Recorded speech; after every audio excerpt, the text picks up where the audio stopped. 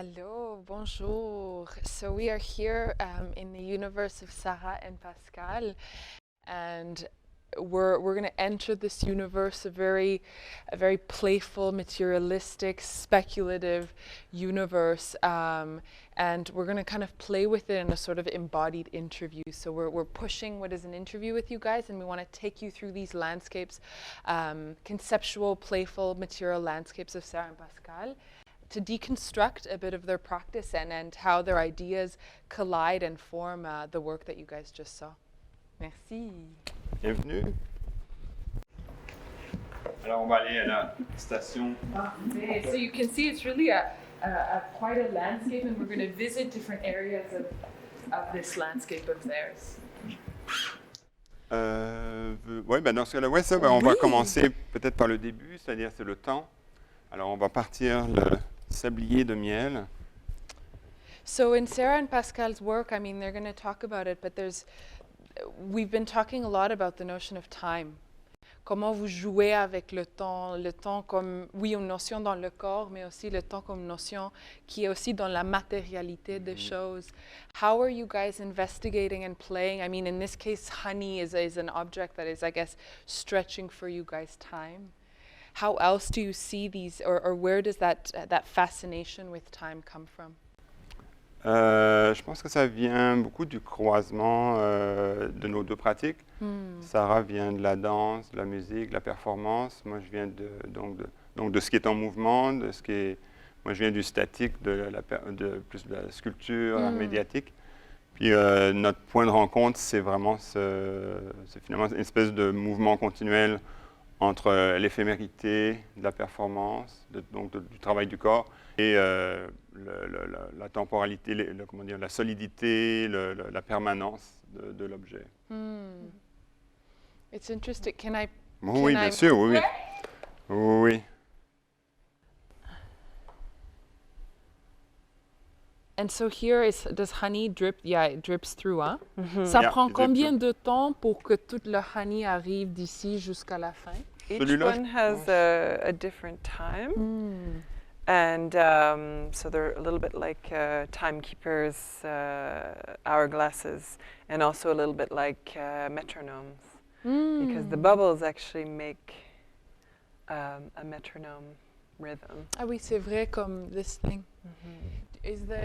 Like in this, is the temporality of that metronome even, or does it change? No, it's even. It's Wow, even. okay. Yeah. And are these things, for example, qui Lucie, like, elle joue avec? Oui, Okay. à un certain moment, il y a une performance au début, c'est un peu le début de l'histoire, et son mouvement est vraiment basé sur une lecture qu'elle a de ce temps qui passe. Mais aussi à travers, comme on a pu voir, à travers le film aussi. C'est vraiment comme c'est un peu le métronome de tout le film aussi. C'est toujours en arrière-fond, cette question du temps qui coule. Puis je pense le choix aussi par rapport à un sablier classique avec le sable, c'est que finalement le sable, c'est comme un peu des données, c'est des vides et des pleins. Et quelque part, d'avoir une substance visqueuse comme ça qui coule, qui marque le temps, c'est beaucoup plus proche de l'expérience psychologique qu'on a du temps. On est toujours un peu dans le continuum, il n'y a pas de rupture. Donc c'est pour ça qu'on a choisi de le faire avec le miel. Puis aussi, bon, le miel, c'est toute la symbolique aussi des abeilles. En tout cas, c'est vraiment une substance qui a comme Joseph Beuys, c'est une substance qui a beaucoup de symbolique assez forte au niveau de ce qu'elle contient. It's interesting too, because I feel like the honey and the way you guys describe it also, there's a certain like somatic, you know, like in the way that I think, I mean in my work, but I don't know, it's how we stretch time in the body. We talk about honey as a texture in the body. So it's interesting that there's almost there's a similar kind of body in the kind of materiality that is honey. Oui, d'une certaine façon, c'est un personnage avec son propre système. And it's unstable too. It actually, as honey gets older, it gets slower because it crystallizes, and so it changes the time. Can I ask about the relationship of this kind of honey temporal universe with our famous furry friend at the back. Mhm. Are these things that you guys are juxtaposing their relationship? Well, they both appear in the film, but they're not necessarily together, these parts. But this character that you've seen kind of comes out of it's like a mouth of a soup. Has another kind of metronome, but in the breath and in repetition of words. So there's this repetition and almost musicality in the breathing and in the speaking. D'une certaine façon aussi dans notre travail, des fois, comment dire, quand les différentes idées ou les différents personnages, les différents objets peuvent apparaître sans nécessairement qu'il y ait une volonté directe de vouloir les mettre en rapport, mais ce qu'on explore, c'est presque l'histoire inconsciente que Sarah et moi on se raconte, mais dont on n'est pas conscient. Et je pense pour nous faire ce travail-là, c'est beaucoup amener à la conscience, à notre propre conscience, les relations qui se passent comme tout d'un coup. On sait que si jamais on a pensé à cette idée-là, puis qu'un an plus tard on a pensé à cette idée-là, il y a une connexion. Donc ce qu'on cherche, ça va être d'aller comme explorer c'est quoi cette connexion qui est là, subconsciente aussi. Oui, qui est subconsciente. Ouais, you know, it's really interesting, like to think about, you know, what you just mentioned, temporality in this, and the kind of the metronome that is in the repetition of this soup coming out body, and how they weren't thought together, but your practice is embedded in both, in the ways you guys embodied or thought about the embodiment of both objects, even if right now we encounter them together. Yeah, I think we are really aware of the mystery. I mean, there are a mystery inside our own practice. I mean, like any artist, and I think that's what we are really interested by. It's like to explore this mystery, you know, like that we are not always aware of.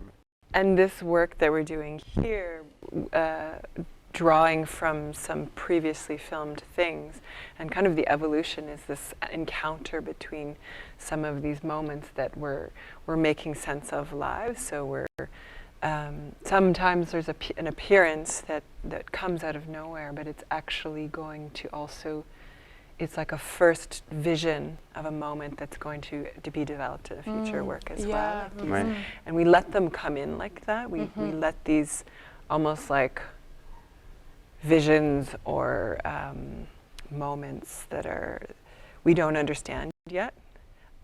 Like dreams. Yeah. Yeah. They kind of pass, and then you grab them and use them later. And then you try to understand what they mean. So it's like allowing a little bit of developed material to collide with something that's very, it just happened. We just figured it out, and it goes in, and it's the beauty of the creative process is that can always be happening, that things we think we know encounter with newer things and then collide and create something else. But the context of working on this material for so long during the past year, because the show was supposed to open in last April 2020, that produced a lot of that effect. So all of the things that were happening this past year, a lot of them in our heads too. Yeah. Comme en suspension pendant un an, puis on dirait que c'est le moment où tout a décanté et tout s'est mis ensemble. C'était là, c'était comme retenu pendant un an. Ouais.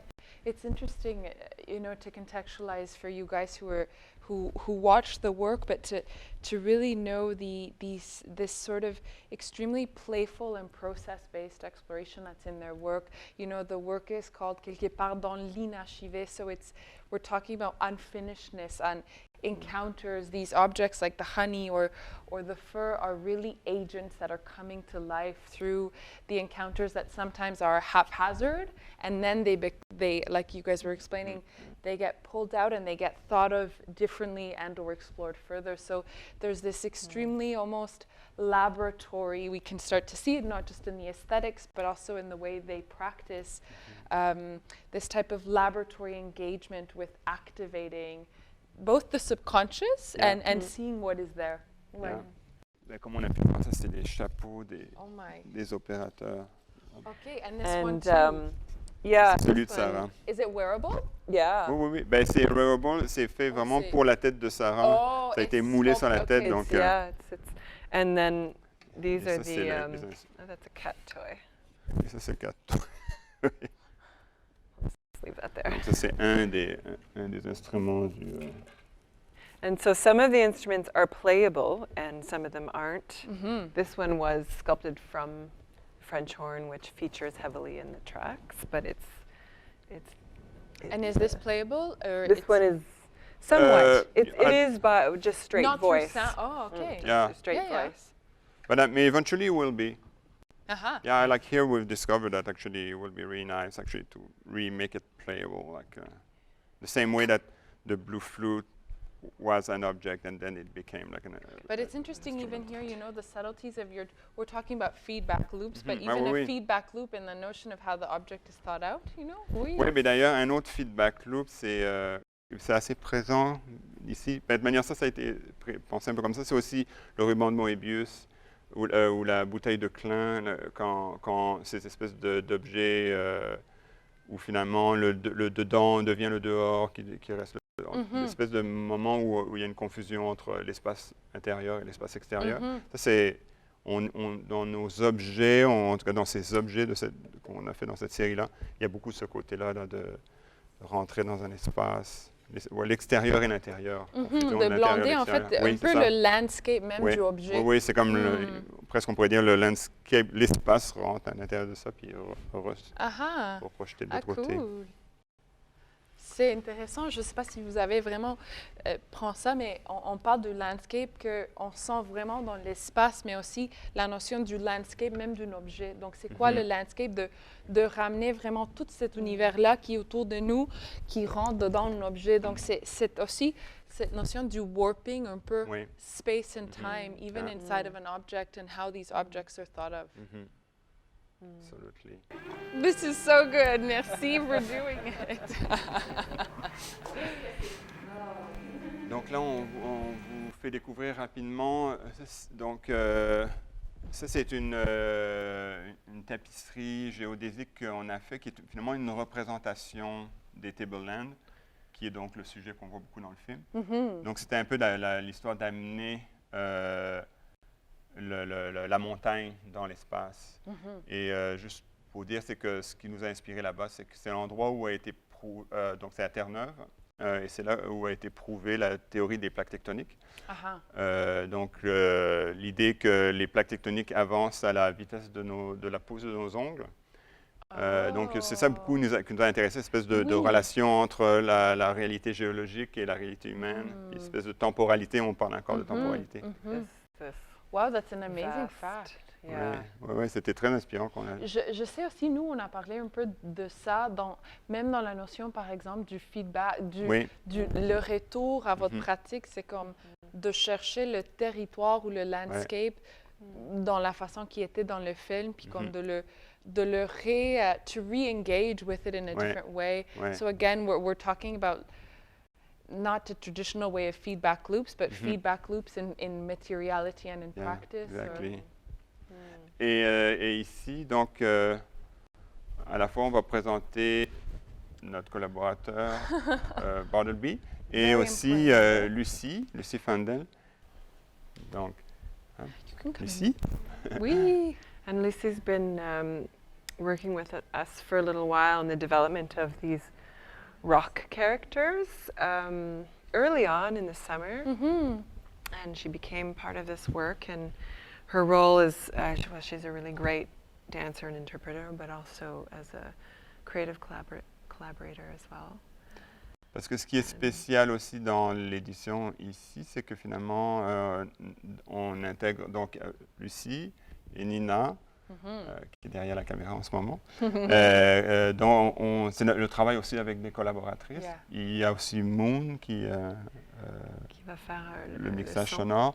Donc ça aussi, c'est intéressant dans le cas de Tangente, c'est vraiment d'ouvrir notre pratique aussi à la collaboration et comment ça ça dynamise aussi beaucoup, justement le laboratoire, on dirait, s'active encore plus. Yeah, you're introducing more operators. Yeah. Oui. Phantom and operators into the universe. Ouais. I wanted to ask you par rapport à ce travail, you know, we had talked about, like, Sarah, you come from a performative practice, and I'm also, you know, designer and choreographer, and so we're talking about how these objects are also, these and many of the others, and this is for both of you, but like, it's interesting how objects are thought about from a somatic perspective. So rather, objects not designed necessarily with a designerly mind, but how do we think of materiality, form, use, even in the use that Lucy has with these objects that comes from your practice? Yeah. So the inspiration for doing these came from weighted blanket objects for kids who were having anxiety attacks, kids with autism. And so having that and the way it would make you feel. And then they were kind of extended as other bodies. And I used that the feeling of the weight and the movement sort of as a guide to figure out how to make these. And it was pretty instinctive about the shapes, about how they would fit and move with the body, and very much drawn out by hand to make patterns, and experimented. I experimented on a few versions, and then I found mixtures of different interiors that would feel good and feel heavy enough. And now, and it just working with a dancer, moving with them, they've become, we call them somatic sculptures now. Yeah, it's interesting. Maybe Lucy, you can talk. I mean, I'm not going to put it on now because of le fameux petit est là.